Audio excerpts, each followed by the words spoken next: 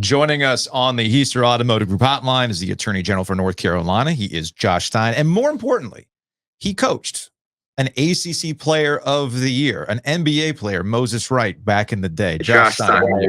All right, Joe. Pleased to be with you. And I would love to be able to take any credit whatsoever for Moses' accomplishments.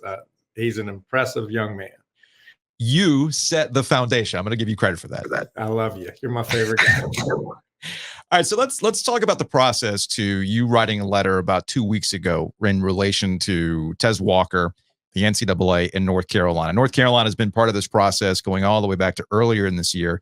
They went through the appeals process. They were told multiple times no, and they kept coming back at it multiple times with different arguments.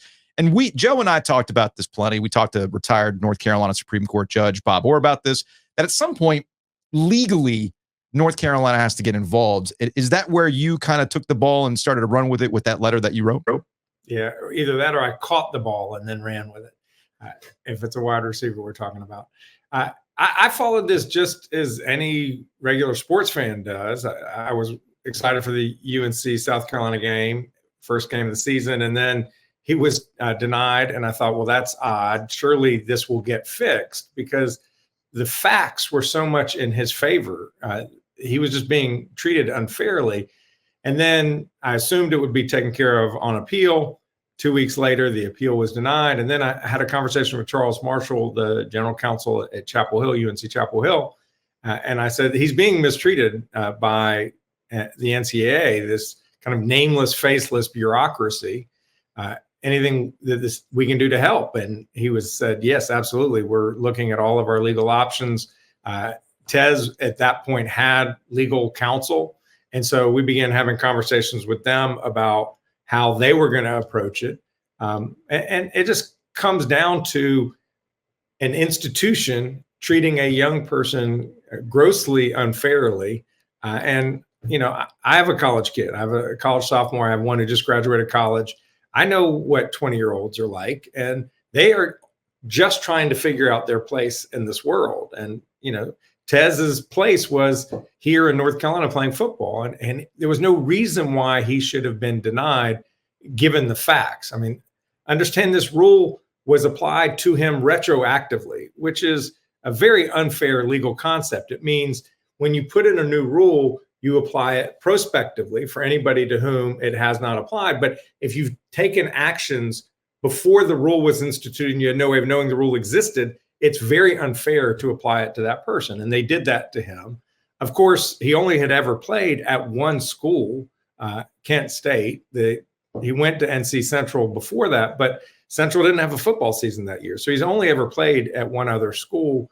And he was in excellent academic standing. He was a 3.7 student at Kent State.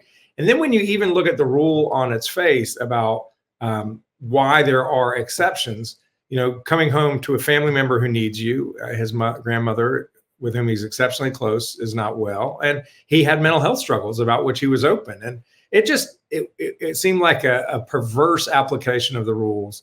And Tez Walker's lawyers, I just want to commend, did an excellent job making a compelling case to the NCAA. And, we lent our voice as well.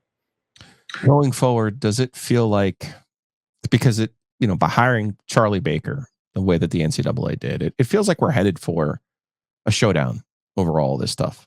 The NCAA wants help. These schools allegedly want help from politicians like yourself. So how does this thing get resolved in both your political and legal mind? Because I don't know how we get to where we want to be, where you're saying this nameless faceless institution, right? The NCAA, when actually it's the president from Georgia, it's the, chancellor from Kent State. That's actually the real problem for me. And maybe that's what I'm suggesting to be the answer is maybe actually create an NCAA that actually has some sort of enforcement, that actually has some sort of employees and full-time staff that goes along with it, instead of it being like, hey, let's go get the president from Georgia this weekend to go listen to this case. And then next weekend we'll get the Pacific provost to handle it. I mean, that it's got to drive you crazy. You went to Harvard, man. Like, I'm not trying to say everyone at Harvard's smart, but I'm just a stupid state grad. What the hell do I know? I don't know what the future is for the NCAA. The world of college sports is just tumbling and turning so quickly. I mean, every year it's a reality that none of us thought was possible 2 years earlier. And so where we're going to be in 5 years or 10 years, I don't know that I'm creative enough to imagine. They're clear that there are issues that they're having where they're struggling to get out of the mindset of the old regime, where basically they made rules and it was their way or the highway, to now where the courts, the case went up to the United States Supreme Court, the Alston case and the NIL, and said that, no, these kids have rights. You can't just control the lives of these kids because you can. They have their own interests and their own rights, and they need to be able to have some freedoms. And the NCAA, I think, is going to take some time to figure out how to operate in this new world. Josh Stein joining us, Attorney General North Carolina on the Heister Automotive Group hotline. So let's take this further, because I do agree what the NCAA did with Tez Walker was an open and shut case, in my opinion, on a variety of different levels. And yet they arbitrarily made this decision while at the same time, weeks after the fact, were making exceptions and granting immediate waivers to players in similar situations. And the one part of the letter that I found most fascinating is a restraint of trade, or this restraint of not a non-compete for players, and that this rule is still there and we're going to still have these instances going forward. So why not take it a step further? Why threaten legal action versus actually going and testing the NCAA? As you brought up with Alston, every time the NCAA goes up in court, it tends to lose. So why haven't we seen a real push to get rules like this out of the equation altogether?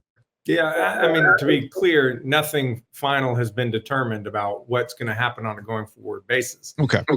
The issue has to do with young people being able to be free to do what they want to do. And if you say to a young person or any person, employee of a company, that you can't do this, there has to be a pro-competitive reason to justify telling somebody they can't do it. And I'll give you a concrete example, work that we've done at the Attorney General's office.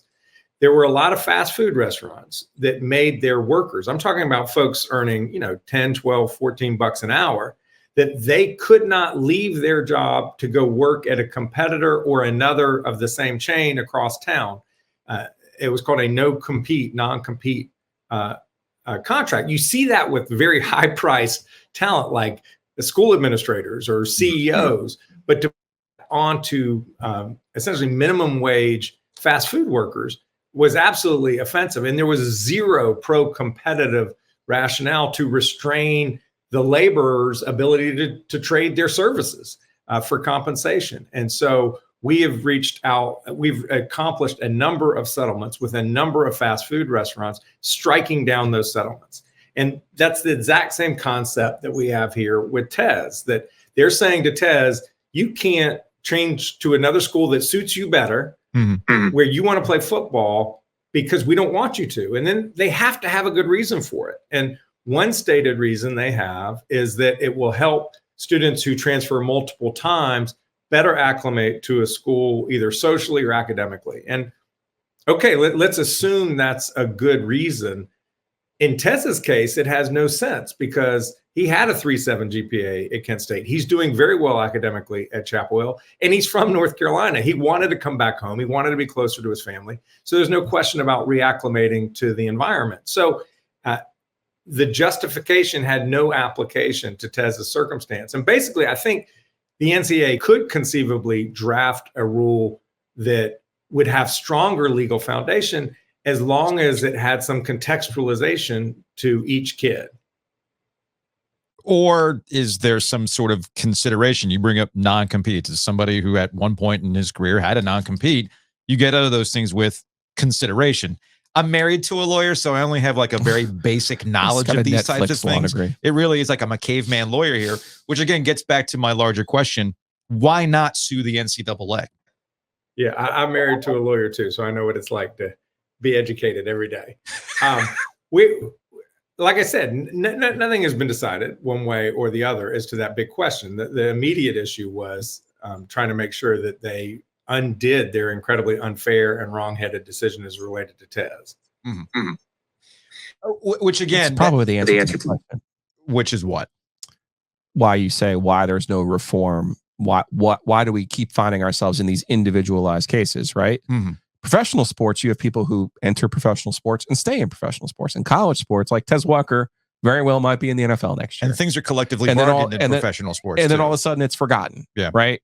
So it probably takes someone like an Alston, like an O'Bannon. O'Bannon was after the fact, of course, to go in and say, we're going to change how this works.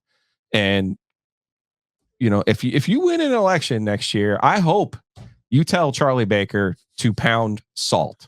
I really do. And you can have respect for him as the former governor of Massachusetts, but I absolutely think it's disgusting that the NCAA hired him to be their president. I absolutely think they're trying to turn back the hands on the clock and say it's 1950 all over again.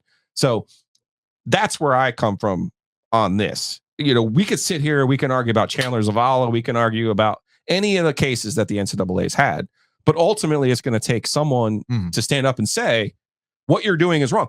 Josh, I would venture to guess, since I learned it in high school, I would venture to guess when you explained ex post facto constitutional rights that Tez's were violated, you don't even need a Harvard degree for that.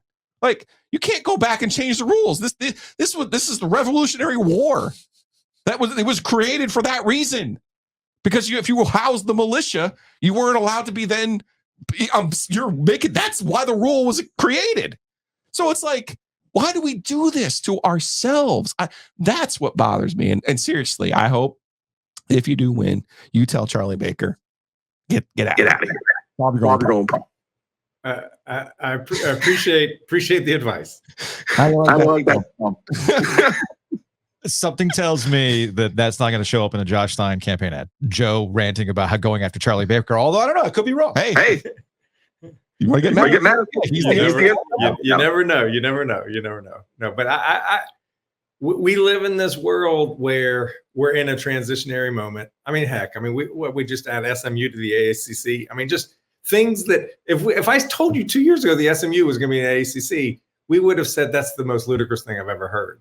Let alone we now understand the Atlantic coast stretches across the whole continent to the Pacific now that we have Cal and Burke and Stanford. So things are just upside down.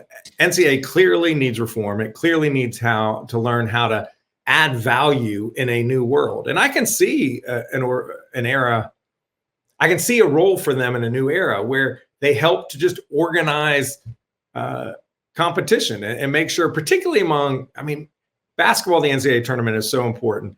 But in football, does football even need the NCAA? Really? I don't know that they do. And so have them do the volleyball, have them do baseball, have them do basketball, have them do all the sports and help us have the wonderful leagues and competitions. I'm a huge college sports junkie of all sports. I love baseball. I love soccer. I love basketball, probably first and foremost. Football. It's great stuff. And the NCAA needs to figure out how to continue to make it great and not be heavy-handed. And we'll close on this with Josh Stein, Attorney General of North Carolina. Again, we appreciate your time. Where do you think this change in attitude occurred? Because we're not that far removed from me taking sports talk radio callers and saying, no, you cannot do XYZ with players. It's about college. It's about the education, et cetera. But I would say in the last 10 years, really in the last 5 years, this attitude has completely changed and people are taking up for players' rights. In your case, for Tez Walker and others in conversations, we've had similar conversations. So what do you think the change has been to get to this point where we're taking player rights very seriously and people are fighting for the players to get out there on the field?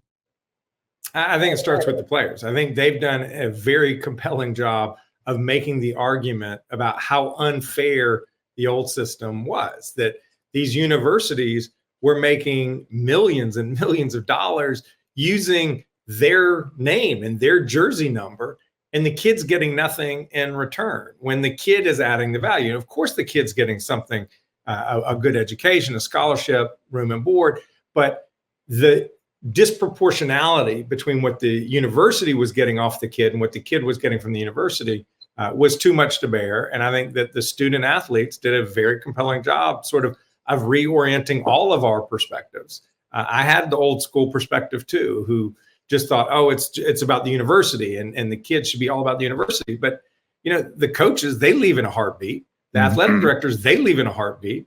The chancellors, they leave in a heartbeat, and they do it to make more money in a better situation. And so a lot of times kids are being left in the lurch. And finally, the kids said, hey, what about us? And I think that we all sort of appreciate it much more now today. Josh, we appreciate the time as always. Appreciate you putting up with some of our rants here, and we'll talk to you later. Awesome. Thanks, Joe.